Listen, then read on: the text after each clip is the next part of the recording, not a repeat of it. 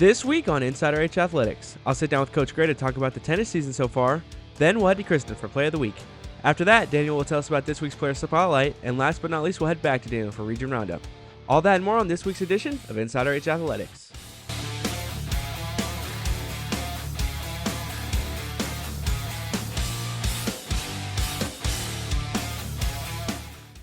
What's up, Wildcats? Welcome to this week's edition of InsideRHAthletics. I'm here with Coach Gray, the head coach of the tennis team. How's it going, Coach? Good. So, Coach, the season's rolling along, so just sort of tell us about how it's going right now.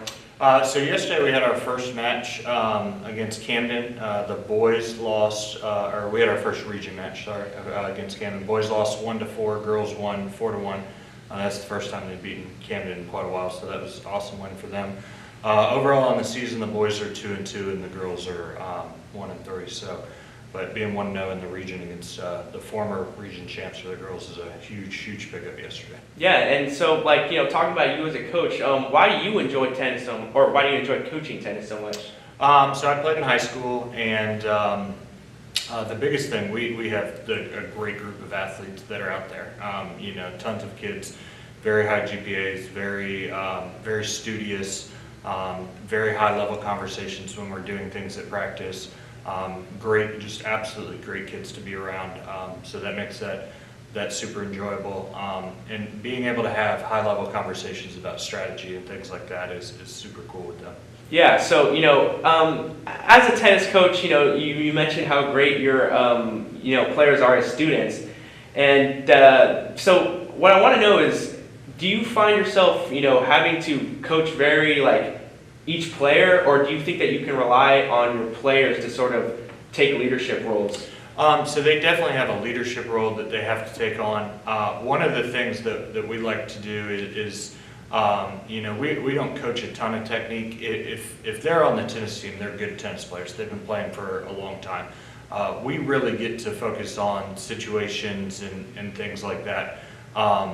If we approach this tiebreaker situation, or there's a situation in the game called no ad. So basically, if the score is tied, it comes down to a single point, and the returner gets the ability to choose sides of net, things like that. And being able to talk with them about hey, what percentage of balls have they put in from this, or what is their overall win percentage throughout the match from this, just those kinds of things with them is much more of what we do as coaches, and because of the level that so many of them are at, it makes it really successful on our part. That's really interesting. So, talking about our team, what do you think are our biggest strengths this year, and what do you think we need to improve on?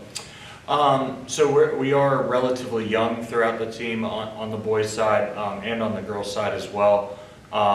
So really, it's just going to be getting some match experience, and that's one of the things that we see. So, our number one boys player, Josh Davis, he's only a sophomore, right? So in the situation that he's in, playing everybody else's number one, that means when he goes to play another team, he gets their best player every single time that he plays. And the style that people play with, right? You get somebody who hits the ball really hard. You get somebody who wants to draw the game out a lot. You get somebody who wants to bring you up to the net. Just getting match time in for somebody like him to see that is good. Our number 3 is Hao Jung.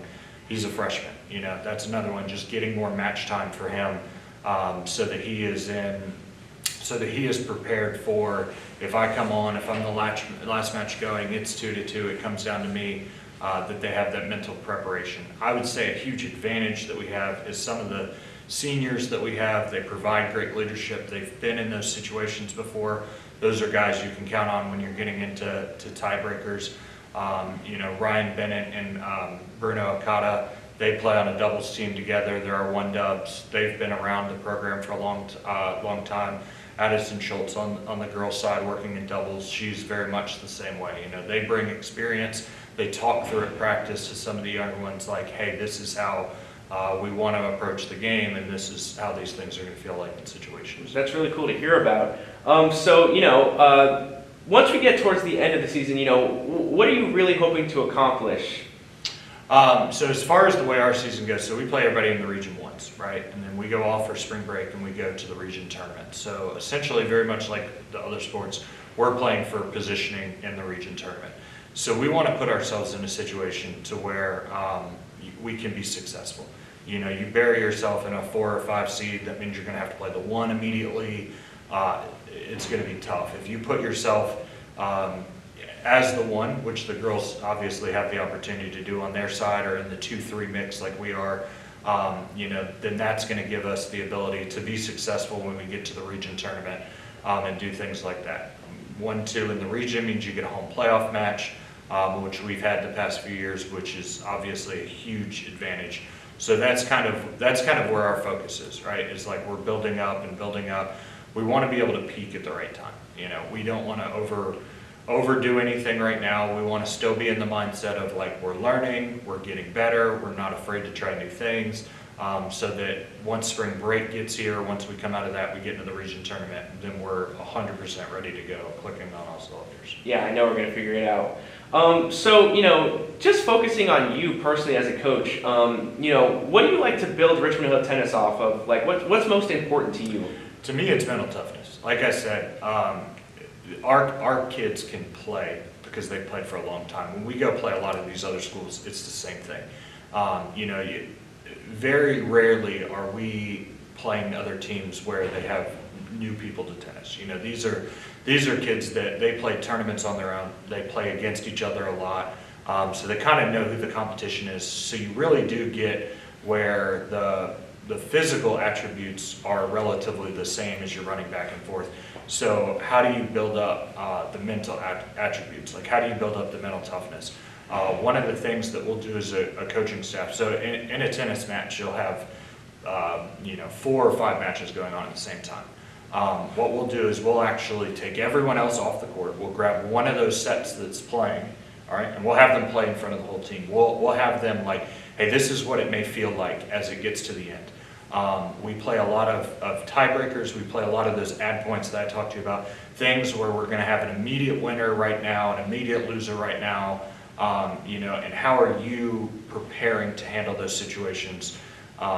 Because I feel like that is the greatest competitive we can give as coaches. Yeah, that's awesome. So, Coach, do you have a specific player you want to shout out for this week's Player of the Week? Yeah, so Ryan Bennett, he's been in the program all the way through. The 3 years that I've been here, Ryan went from a JV player as a sophomore. He was part of our 2 doubles for the majority of the year last year, and now he's the leader of our 1 doubles. Just an absolute great person for the other players on the team to look up to. More on Ryan Bennett on this week's Player of the Week. Ryan Bennett is a senior for the Richmond Hill tennis team, and over the years, he's slowly been improving and hoping to bring his team to the next level. Personally, for me, I think the biggest thing is obviously we want to go to region tournament and win there, and then that'll take us to the state playoffs, hopefully, at least, and then hopefully we'll just go as far as we can, and that's what we're trying to do. While playing, Ryan has looked up towards his brother, who had previously played tennis. So somebody that I look up to in tennis is my brother, because he played tennis when he was in high school here. He graduated 2 years ago, but he started whenever he was a senior here, so I definitely look up to him for my progression, and like he helps me practice and all. Over the years, Ryan had slowly improved himself in the game by gradually moving up the ranks. So I would say that my performance has shown my growth a lot, because as a freshman, I had never played tennis before.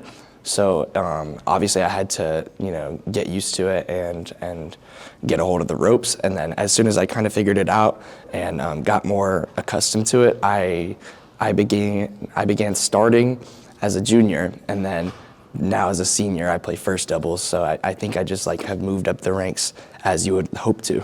Although tennis is not exactly what Ryan wants to do beyond high school, he still wants to continue playing in other ways. So I do want to play tennis throughout the rest of my life, but I don't want to play in college for a team. So I would rather just play recreationally. But I do play with all the people that are close to me outside of school already, so I just continue to do that. Reporting for InsideRHAthletics, I'm Kristen Smith. Welcome back. Now to Player Spotlight. For this week's Player Spotlight, we have Jack McGrath.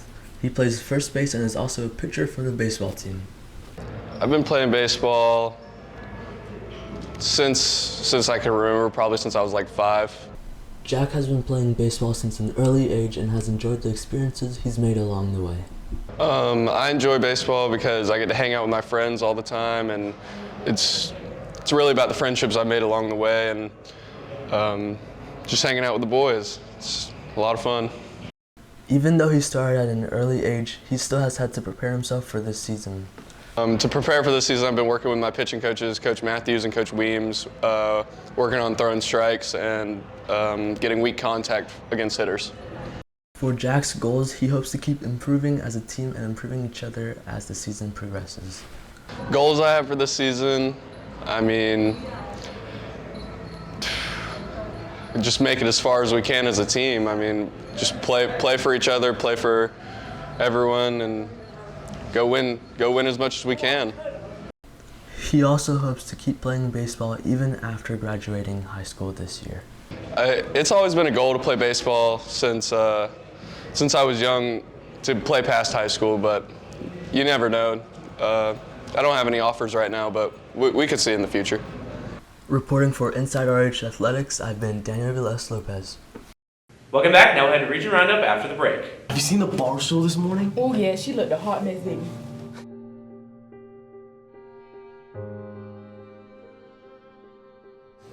Well, because I'm just so bad. Bro, did you see the bar stool bathroom? Yeah. Hey, are you okay? I don't know. The school Instagram account kind of posted something about me. Hey, if you're talking about the Instagram post, I saw it. It was pretty funny. That's white. That's not cool. Let's go talk to someone. Okay.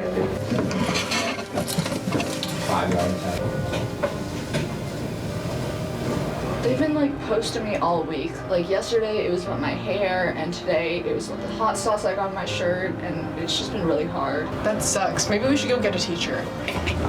Hey, Miss Whiten, can we talk to you?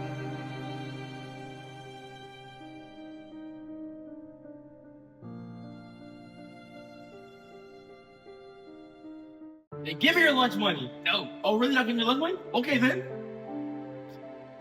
Hey, man. Are you okay? I'm not okay. Actually, I don't hate him. In fact, bullying often stems from immediate control, which should come from feeling powerless at home. Children from troubled homes may witness or experience aggression, which could lead them to believe it's a normal way to interact with people. Bullying can be a way for these individuals to deflect attention from their own pain onto other people so they can feel better about themselves.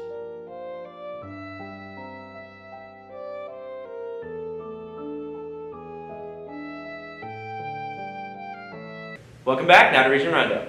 What's up, Wildcats? I'm Daniel Lopez here with the Region Roundup for this week, so let's get straight into it.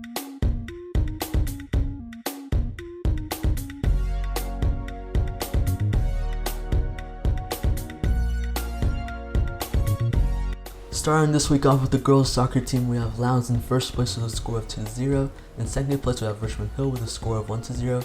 Third place, Colquitt County with a score of 1-0 as well. Fourth place, we have Kenton County with a score of 0-1. Valdosta in fifth place with a score of 0-1 as well. And last place, we have Tift County with a score of 0-2. And now onto the boys soccer team, we have Richmond Hill in first place with a score of 2-0. In second place, we have Lowndes with a score of 2-0 as well. Third place, we have Colquitt County with a score of 1-0. Tift in fourth place with a score of 0-2. Valdosta in fifth place with a score of 0-1. And last place, we have Kenton County with a score of 0-2. Well, that's all for you this weekend. Let's get back to the studio.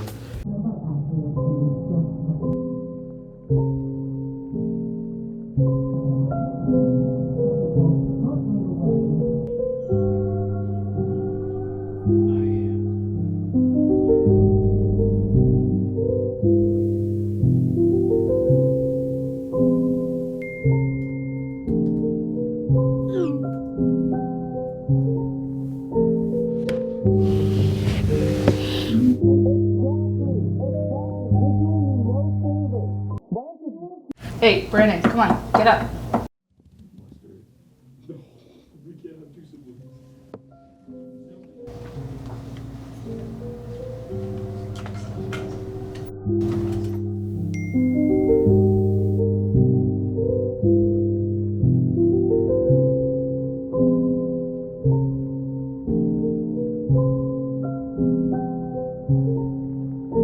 That's all for this week's edition of InsideRH Athletics Wildcats. I'll see you guys next week.